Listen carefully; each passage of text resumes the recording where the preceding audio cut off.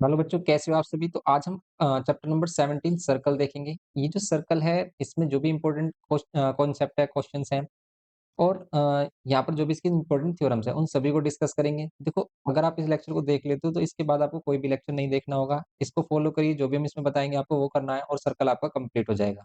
अगर आपको सर्कल में लग रहा है डर, सर्कल के क्वेश्चन नहीं बन पा रहे हैं, प्रूफ वाले क्वेश्चन नहीं हो रहे हैं, तो यहाँ पर हम सभी चीजें डिस्कस करेंगे आपके लिए। इसलिए बिल्कुल टेंशन छोड़ दीजिए और इस लेक्चर को देखिए बस, अगर आपको सर्कल करना है कंप्लीट।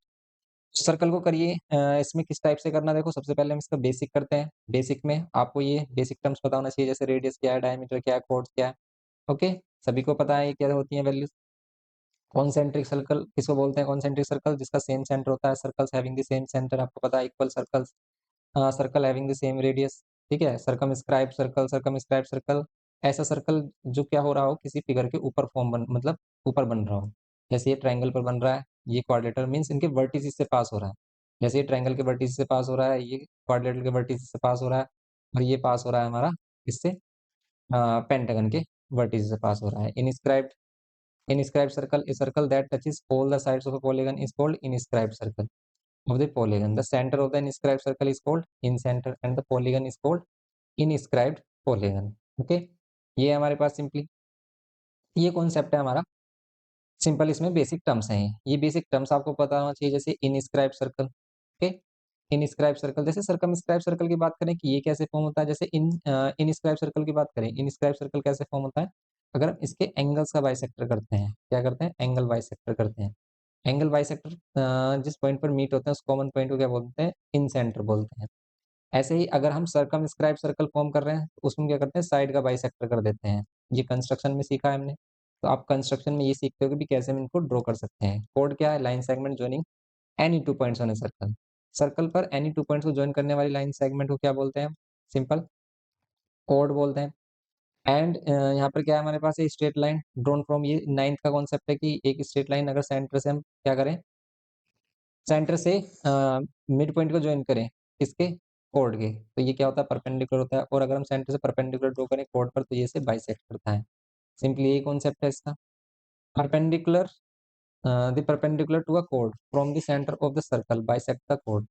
ओके, ये हमारे पास इसका ही कॉन्सेप्ट है ये कंप्लीट।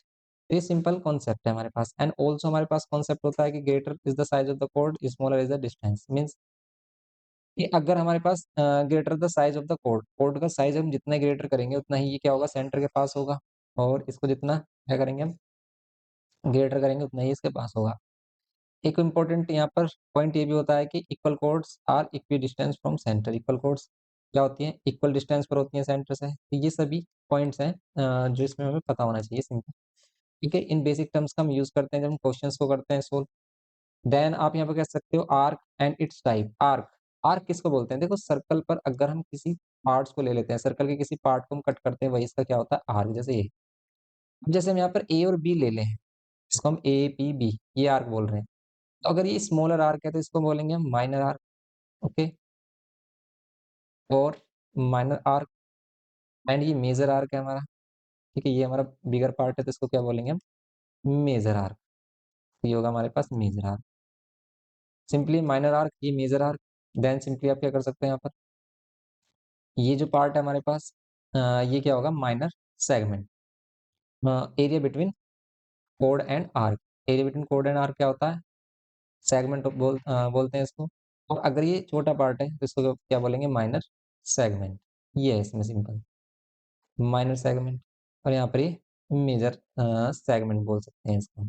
मेजर आर्क है, ये मेजर सेगमेंट होगा, ये वाला पार्ट जो आप देख पा रहे हो। ओके, ये होगा मेजर सेगमेंट। ये है सिंपल इसमें मेजर सेगमेंट। सिंपली ये है इसमें। नेक्स्ट हमारे पास segment and the relation between arc and segment. A segment is the part of a circle bounded by an arc and a कोड। ओके, ये हमारे पास सेगमेंट हो गया। मोस्ट इंपोर्टेंट जो थ्योरम्स है इसमें ही आती है। अब देखो, इस पर हमने एक लेक्चर और भी डिटेल में बनाया हुआ है जिसमें हमने ये सभी थ्योरम्स एक्सप्लेन की हुई हैं। आप उस लेक्चर को देखिए, उसमें हमने सभी थ्योरम्स एक्सप्लेन की हुई हैं अच्छे से कि ये कैसे होता है। जैसे हम इसमें बात करें कि ये क्या है हमारे पास? Angle at centre is twice the angle at remaining circumference. ये प्रॉपर्टी होती है हमारी, angle at centre is twice the angle at remaining circumference. ये जो हमारे पास एंगल है एओबी, ये ट्वाइस होगा इस एंगल के। ये एंगल है या फिर इससे बनने वाला कोई भी एंगल है, ठीक है?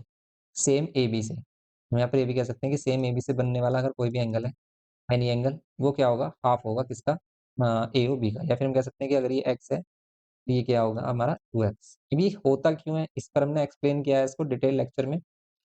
तो देखो सर्कल का जो डिटेल लेक्चर है, वो हम एग्जामिनेटर सीरीज में अटैच कर देंगे, या फिर आप सर्कल वाले चैप्टर पर जाइए, वहाँ पर उसका डिटेल लेक्चर मिल जाएगा जिसमें हमने ये थ्योरम्स एक्सप्लेन की हुई हैं कि ऐसा क्यों होता है, अगर आपको ये देखना है। फिर सिंपल इसको लर्न कर लीजिए। लेकिन लर्न करने से कुछ फ़ायदा नहीं होता, रटने से कुछ फ़ायदा नहीं है। अगर आप समझ कर रटोगे चीज़ों को, तब आपको बेनिफिट ज़्यादा मिलेगा। इसलिए आपको क्या करना है? समझ कर रटना है और इसके लिए लेक्चर देखना है। उस लेक्चर को हम एग्जामिनेटर सीरीज में अटैच कर देंगे। इस लेक्चर के बाद हम जो भी सर्कल पर हमने इंपॉर्टेंट चैप्टर कराए हैं, देखो सर्कल पर हमने ये हमारी सेरेना कॉन्सेप्ट बुक है, एवरग्रीन बुक है, कंप्लीट करा दी है। तो आप दोनों बुक के क्वेश्चंस देख सकते हो। अगर आपको ये अच्छे से करना है, तो आपको पहले बुक के ही क्वेश्चन को प्रेफ़रेंस देनी है। बुक के क्वेश्चंस आपको ईच एंड एवरी क्वेश्चन आना चाहिए।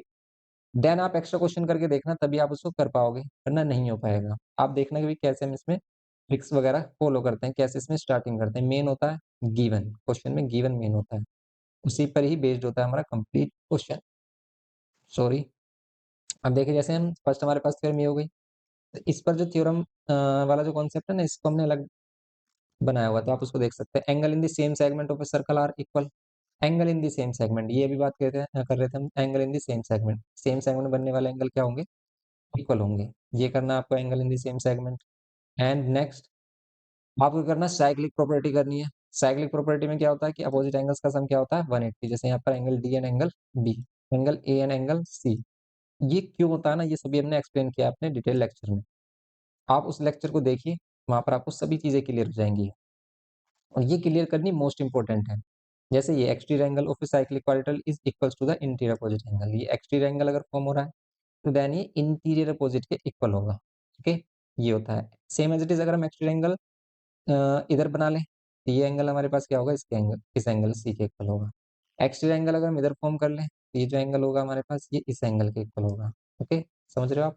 ये है इसमें सिंपली। नेक्स्ट अगर हम देखें इसमें सम इम्पोर्टेंट रिजल्ट्स, जैसे ये आपको इम्पोर्टेंट रिजल्ट्स पता है कि इक्वल कोड्स हैं, सेंटर पर इक्वल एंगल फॉर्म करती हैं, और अगर ये सेंटर पर इक्वल एंगल फॉर्म करेंगी तो ये इक्वल कोड्स होंगी। ये सिंपल से हमारे पास पॉइंट्स है कुछ। एबीसीडी से इक्विलेटरल ट्रायंगल, अगर ये इक्विलेटरल ट्रायंगल है तो सेंटर पे इक्वल एंगल फॉर्म करेंगे और ये इक्वल एंगल होगा 120 का। ओके?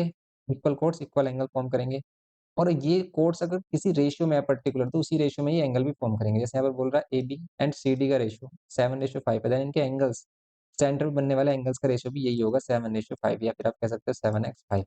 ओके? ये होगा सिंपली। तो ये इसमें बेसिक कॉन्सेप्ट था इसका, सर्कल का बेसिक कॉन्सेप्ट, इसी पर ही बेस्ड हमारे टोटल जो चैप्टर है। अब इस पर हमने कंप्लीट क्वेश्चन कराए हुए हैं, ईच एंड एवरी क्वेश्चन कराए हुए हैं सर्कल पर। तो अगर आपको सर्कल के सभी क्वेश्चंस देखने हैं ना, तो उस लेक्चर को देखिए आप। तो आप जब एग्जामिनेटर सीरीज में जाओगे, तो एग्जामिनेटर सीरीज में हम इस लेक्चर के आफ्टर लेक्चर अटैच करेंगे सर्कल के कंप्लीट थ्योरम का, जिसमें हमने कंप्लीट थ्योरम बताई है। फिर आपको देखना है सेलिना कॉन्साइस के ही लेक्चर्स, जिसमें हमने विद एग्जांपल्स, सेलिना के विद एग्जांपल्स न्यू वे में आपको ये सभी क्वेश्चंस कराए हैं, वहाँ पर आप उसको देखिए। फिर इसको क्लियर करिए। इसकी हेल्प से आप अपना सर्कल चैप्टर बिल्कुल अच्छे से स्ट्रॉन्ग कर सकते हैं और फिर कोई भी क्वेश्चन छूटेगा नहीं इसमें। इसके बाद पीवाईक्यूज़ कर लेना, स्पेसमैन पेपर कर लेना एंड अगर आपको कोई भी सैंपल पेपर आप फॉलो कर रहे हो तो उसको करिए। सिंपल ये इसका कॉन्सेप्ट होना चाहिए करने के लिए, ओके? इसमें आपको जितना भी कम समझ में आया होगा ना, जो इसका कॉन्सेप्ट लेक्चर हमने डाला हुआ है, वो बोर्ड पर हमने बताया हुआ है, सभी थ्योरम्स के अबाउट उसमें डिस्कशन है। तो उसको देखना अच्छे से ध्यान से, वहाँ पर आपको सभी चीज़ें क्लियर हो जाएँगी, ओके? करिए इसको, मिलते हैं नेक्स्ट लेक्चर में। फिर बताइए कि भई आपको लेक्चर कैसा लगा? ये लेक्चर इतना ज़्यादा ख़ास नहीं लगेगा आपको, लेकिन इसके बाद जो लेक्चर्स हमने डाले हैं ना, उनको अच्छे से देखना। टाइम, सभी चीज़ों में टाइम लगता है, इसलिए टाइम देना पड़ेगा आपको। इसको टाइम दीजिए और अच्छे से करिए, ओके? मिलते हैं नेक्स्ट लेक्चर में। Thanks for watching.